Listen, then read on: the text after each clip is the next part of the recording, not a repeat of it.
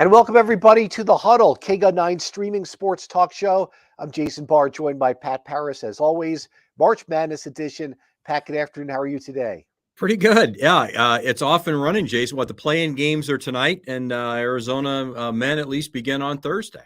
And your off is running as well. You are headed to Sacramento to cover the Pac-12 Tournament champion Wildcats as we take a look at Pelle Larsson holding up the championship trophy from the win in Las Vegas.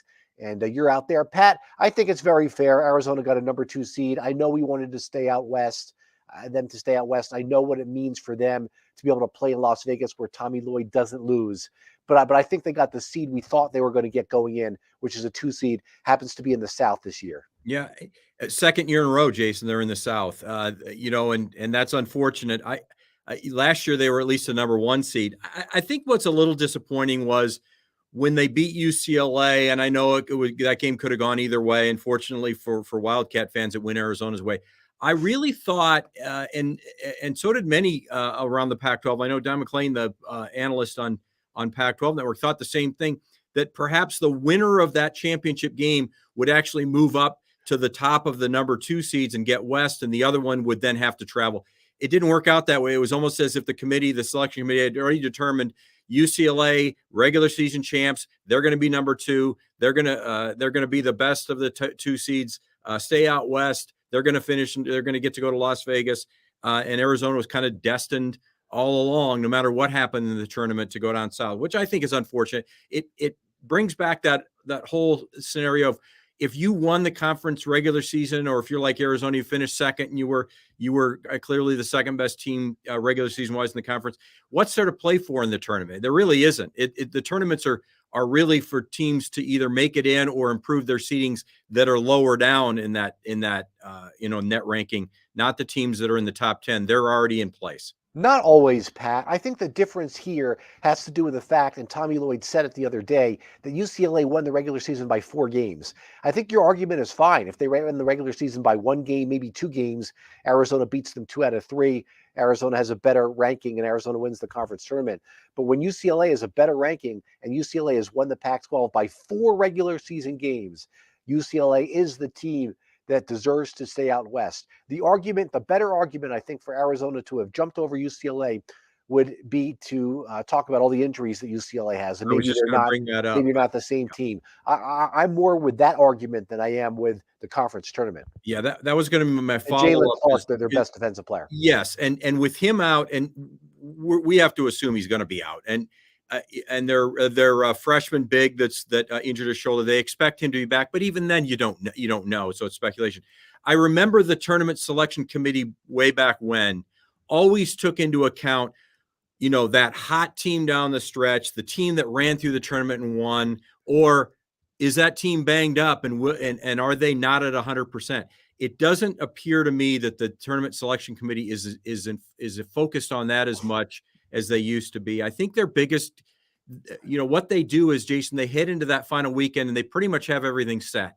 And really what they try to figure out then is, how do we make this all work? How do we get the top handful of seeds in each area of the country to those pods where they get the pod protected, where they're geographically protected? And then how do we make it all fit so that the top one doesn't have to play the lowest one until the Final Four? I mean, that's really their goal now, and that really seems to be what they spend most of their time on. I'm not disappointed. I'm not upset. I'm just saying I thought there was a chance that Arizona would jump over UCLA, get the 2 seed, and we could be talking about being in Vegas the week after this one instead of having to go to Louisville, Kentucky, if they were able to take care of business in Sacramento. Yeah, then you have a quasi home court advantage, of course. Yes. Okay, so their first matchup is against Princeton. Arizona's only played Princeton once before. It was in 1985. That was the Pete Carrill type of Princeton offense. And Pat, Princeton held Arizona to only 54 points in that game. 54. Now, Princeton only scored 41. 41, right? Yeah. So Arizona won. It doesn't look like this team slows it down quite as much as they did under Pete Carrill. Mitch Henderson, the coach now. Princeton won the Ivy League. They did finish first in the Ivy League in rebounding, Pat, but there's no Umar Ballo and Azuolas Tubelis in the Ivy League to rebound against them. No, and here's the thing: this isn't your father's Princeton. This isn't Pete Carrill. This isn't the team that used to play up against other opponents during the non-conference and make themselves better and really were a lot of fun to talk about. Princeton sometimes wasn't always that much fun to watch, but they play competitive games. So in that sense, yes, they were. I think what you're seeing now is, from what I understand, this is a senior-laden Princeton team. They had a terrific regular season in the Ivy League. The problem is they didn't play a single top 25 team. They didn't play anybody, any of the the tier ones and when we talk net ranking, and maybe to their detriment, they're going to have a bit of a shock when they play Arizona. And I think man for man, this should be one of the traditional 2-15s, not the 15 upsetting the 2. Pat, I had a friend text me this morning and wanted to know about Arizona and how far to put them in the bracket. Of course, his friend's in the East Coast. He hasn't seen Arizona play all year. In the past several years, when they had some good teams under Sean Miller, I said Arizona's going to go far, and I held back a little bit, Pat. And I held back. I said, their top 2 players are both bigs, and it seems like great guard play. The old saying is that great guard play wins in the NCAA tournament. Keep in mind the year they had Dusan Ristic and DeAndre Ayton. They got blown out by Buffalo. That's Yep. Buffalo, not Princeton. But I'm not expecting quite as much, and I think that's kind of the way to go. Overall, let's go ahead and take a look at the bracket and take a look and see Arizona, if they beat Princeton, is going to play the Utah State Missouri winner. And Pat, big picture here. We think they're going to get by that winner, but I'm not telling my friend, hey, this team's going right to the Final Four. Put them in right now. Am I doing a good thing by maybe under promising, over delivering, or what's your take on the fact that their 2 best players are bigs? I think that's a fair statement, Jason. We've seen that kind of a setup, that kind of team play that hasn't worked well. But we've also seen at times Courtney Ramey step up and hit a big 3. The guard play can play well. Will Kerr Kreese's shoulder? It's been inconsistent, though. That's it. That's the big question. In those games when the bigs are at least somewhat shut down, will the guards be able to shoot over the top like they did against Stanford? In the Pac-12 tournament. I think what you're feeling is probably what a lot of Wildcats are feeling. Last year we got so excited, number 1 seed, boy, the field's wide open. I think Arizona's got a shot, and then they lost in the Sweet 16. Turns out it was a bad matchup against a terrific Houston team to meet them in the Sweet 16. This year, I feel like they can go beyond the Sweet 16, but then you're going to run in the Elite 8 in the regional final. You're going to run into Alabama, who's a lot of people's pick to win the national championship. So how far do you let this Arizona team go? It depends on whether or not you're like Alex Steininger, who's a K gunner here, who thinks the Cardiac Cats will make it happen this year. I'm really hopeful, Jason, that they're gonna go further than we think they are. 1997, nobody expected Arizona to win a national championship, and they did. Is this that kind of team? I don't know.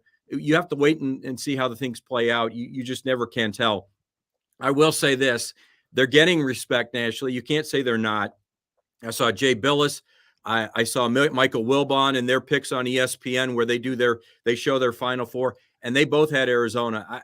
I see a lot of other people picking Alabama as their team. I really think this is a tournament that's nobody's the surefire winner. You can say, oh, Kansas is playing well, except they can't beat Texas. They can't even stay on the same court with Texas. So Kansas looks beatable. Alabama's looked a little susceptible, and now all of a sudden they're playing great again. UCLA looks like they're banged up. Texas looks good. I think Arizona looks good. I think it is wide open. Yeah. Alabama, of course, has Brandon Miller, who might be the first or second pick in the draft. Just a fantastic player who reminds people a lot of Kevin Durant. Right. Long and can shoot and go to the basket and do everything, but of course has the situation hanging over him with this potential deal of bringing a handgun to a crime scene and all that. So that you will be interesting to see how much attention that gets during the tournament. Greg Gumbel kind of glossed over it a little bit during Selection Sunday. Yeah, he got lit up on social media though for even the little bit they did. I think that comes from Alabama fans. I think they're really over it and tired of it, and don't want that to be the legacy of this team. Certainly, it isn't on the court. Right. But you could see, Jason, a couple of weeks ago, you and I talked about, you could see Alabama was struggling a little bit, having to deal with all that off-court stuff. They made their way through it, and they're playing well now. So perhaps they've already turned the corner, Yeah. Alabama's athletic director, Greg Byrne, used to be athletic director at Arizona. Wally Wildcat says, this has easily been my favorite team since 2015. Go Cats. They deserve all the love they're getting. 2015 was the second straight year they got smoked the second straight year they lost to Wisconsin Yeah. in the Elite Eight. The first year was almost, it was a one-possession game. The second year, it was a blowout. Right. So I don't know why, Wally, you like. Maybe he's talking about personality. Better than last year's team. Last year's team got a number 1 seed and had 2 first-round draft picks. Probably talking about personality, though, and how much you like the cohesion of the team. How the team has come together. Last year's team, Jason, was a superstar and 2 other really great players, and guys that were trying to find their roles. And this year, you've got a superstar. You probably have 2 really great players. If you want to say Tubelis and Umar Ballo. And then you've got guys that really have found their roles, including Pella Larson. I think maybe it's a better team this year than it was last year from the team concept of the game. Will that translate into them going a little bit deeper? I hope so. I think it might. Yeah, so there's 2 elephants in the room here. The first is Azuolas Tubelis had a terrible tournament last year. He's a completely different player. Tommy Lloyd promised he would be this year. He's delivered on that promise. So I think we can put that behind us, certainly the way he played in the Pac-12 tournament. So I think that's fine. And then the other one is that, we've known and kind of said all along and knocked on wood, this team has got to stay healthy, and they have. But now we've got a situation of Umar Ballo's got somewhat of a fractured hand. Yep. We don't know about Kirk Crease's shoulder. Yep. So we don't know how much that's going to affect them. You like to think they get by the first game, and it gives them kind of a, another week if they can get by the second game. But we've seen teams get banged up here. We've seen UCLA get banged up. We've seen a couple of other teams in this NCAA tournament get banged up. So, they've got to stay healthy. It was almost like a deja vu from last year when Kirk Crease got hurt there in the Pac-12 tournament. Yeah, that's true. I think that, a lot will be determined over the next few days. Certainly you ought to be able to get by Princeton, even if Umar Ballo is maybe not feeling quite 100% and Kirk Crease isn't. After that, you really can't afford to sustain another injury, though, Jason. Then you're really in trouble. Then your 7-man rotation that sometimes gets to 8 or 9. If you've got Adama Ball or Henry Vasar occasionally coming in for a few minutes, then it'll be really tested. Back to real quick to what you said, and I'm in total agreement with you about Tubelis and that fact that he seems to have, whatever that hurdle he had to get over last year that he struggled through the postseason, it seems like he got over it. And I thought it was very interesting. You and I haven't had a chance to sit and talk about this since that game Saturday night, but the way he celebrated that win over UCLA in that Pac-12 tournament title, and he clutched the ball and doubled over and wouldn't let anybody take that ball. It said 2 things to me. One, I think he felt like he had to get this done in order to get that monkey off his back, probably. So he felt relief about that. And then 2, it kind of ended any doubt in my mind that there was a little inkling that he might come back for his senior year. To me, you don't clutch that ball and relish that moment like he seemed to be relishing that moment if you plan on coming back and defending that title again next year. Yeah, I was listening to the game on the radio on the way home from the Phoenix airport, and it was coming in with the static and coming in, and I'm trying to drive faster down I-10 in order to get the radio coming in because I was out of town for a couple of days for a family matter. And they were saying on the radio that adding to what you were saying that, maybe he should have been the Pac-12 MVP instead of Jaime Jaquez, but maybe adding to that a little bit. I don't expect him to come back next year. If he does, great, but I really think he's an NBA player. So yeah. All right. So let's touch on, we got a couple of minutes left here. Let's touch on the women's team, and we can bring up their bracket here. They play West Virginia in Maryland. So one of the storylines is Esmer Martinez goes up against her old team. This is an Arizona team that's lost 3 games in a row going into the tournament. Adia Barnes is using the analog from 2 years ago when she said they weren't playing their best basketball going in, and then they made the championship run to the title game. And I think that's what you would say here. I mean, nobody's expecting much. I mean, okay, maybe they'll get by West Virginia. Who knows? But there's nobody who thinks they're going to go to Maryland and beat the 2 seed there with the way this team has been playing the last couple of months. I think there's something like 7-7 in their last 14 games, and they barely stayed in the AP poll. The last one, I believe, they're 25th. 25th, So yes. it's not a team that's been going in the right direction going into the tournament. No, and I think, you and I had kind of, decided several months ago as we talked on this show that this is a team that you'd like to see make progress. It's a team that can beat anybody, but they also pretty much lose to anybody on a given night. And they just seem to be, I'm not surprised they're 7-7 in the last 14 games. And this is where in women's college basketball is not quite where men's college basketball is in the parity. It's getting there for sure. Don't get me wrong, but the parity's not quite there. It's trending that way. But let's be honest, the difference between an Arizona and West Virginia and the 2 seed Maryland is pretty big. The way Maryland's playing right now, if you're a 1 or a 2 seed in the NCAA women's tournament, that's because you deserved it, and you're probably easily one of the top 8 teams in the country. Arizona has played like a 2 seed at times, and they played like a team that barely should get in the tournament. So it just depends on which team shows up. They might get past the first round. Doubtful they get past the second round, but it really is about what's coming down the pike, and I think that we all should look forward to that. You hate to see rebuilding times where you can't still, this is supposed to be a rebuilding year, by the way, for Arizona men. A couple of transfers and Umar Ballo steps up, and all of a sudden, now it's a team that's a number 2 seed. That didn't quite happen for the women this year, but next year, Jason, they might be right back in the title hunt. Yeah, but what I really hope, Pat, is that Adia Barnes doesn't build the team next year the way she's done the last 2 years, meaning the core of the team are these transfer portals, and then the freshmen kind of around that. It hasn't worked. Aronette Vonleh didn't play last year. She transfers to Colorado, co-most improved player of the year. You've got one McDonald's All-American, Paris Clark, who doesn't play that much. Kaylin Gilbert's a borderline McDonald's All-American. She's barely played. You got 3 world-class players coming in next year.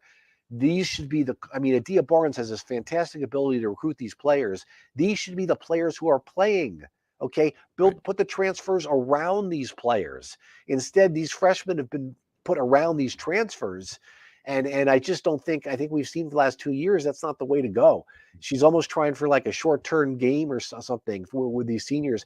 I would just rather see Paris and Kaylin and Maya Nagy play as much as possible. And if they become a 7 seed, fine. And as freshmen, I can live with that. What I don't like seeing is a whole bunch of senior transfers coming in, being a number 7 seed, and then those freshmen don't get the playing experience. So listen, I don't know 1/50th about this as Adia Barnes, but I'm struggling with that a little bit in the way that the program has been built around transfers the past 2 seasons. Yeah, and I think from a 30,000-foot level, it's one of those situations where we're not in Adia Barnes' chair there at the court side, or at least along the sideline of the court.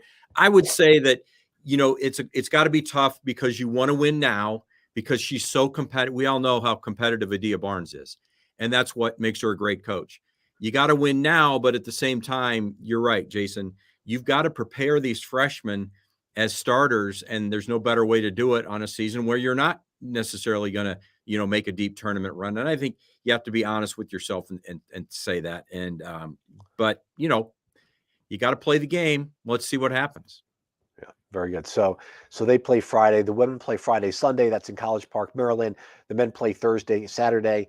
That's in Sacramento, where you're headed bright and early tomorrow. So yeah, looking forward to it. And I, just so everybody knows the plans, we're taking turns going places. And I think last year Heidi and you went the first round, and I went the second round with you. And this year we're just going to do a little bit differently. And I'll go this first weekend, and you'll go the second weekend. And I think we're all fairly confident that they can make it to the Sweet 16. And I think maybe a round past that at least would be a nice move.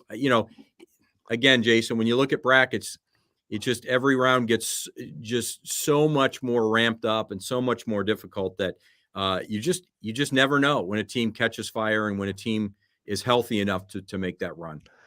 Yeah. Lastly, for me, the guard play's got to be there. Crease has got to shoot well, not turn it over. and Ramey's got to be consistent. And I think that's really the key for Arizona. I don't expect Tubelis and Ballo to go in there and do anything different than what they've done all year, which is play well. But they've got to get the good guard play, and to me, that's the key for Arizona going in, and also from the bench, from Larson and from Kylan Boswell. And if Kylan Boswell, Larson are playing better, you're going to see them at the end of the games. That's totally fine with me. I'd rather see them. They're not going to change the starting rotation at this point, but those two have played really, really well off the bench the last few weeks. Yeah, and I'll throw this in when you're talking guard play too, and it probably won't be so important in the Princeton game, but in that next game that might likely be against Missouri. If not, it'll be Utah State. What UCLA saw right away from Kirk Kriisa is we really don't have to guard him, and he hit a couple of threes eventually, but it was a lot of misses too. He's got to find a stroke that makes everybody play him honest again, and that when the defense has to worry about him. That obviously opens it up. That's how he gets his assists. They come out to him and he distributes. If they don't come out to him, that offense just does not run well. And UCLA was able to bog that offense down when they could sag off Kirk Kriisa at the 3-point line. All right, very good, Pat. Safe travels to Sacramento, and enjoy. You'll be working hard, I'm sure. And everybody enjoy the March Madness. This is one of the more exciting times of the year, the sports year for sure. And we'll be back next Tuesday from where we're not sure. Could be from here, could be on the road. So that's part of the fun. You go on adrenaline sometimes with March Madness. So, all right, thanks everybody. This has been the Huddle, KGUN 9 streaming sports talk show. For Pat Parris, I'm Jason Barr. We'll see you next time. Thanks everybody.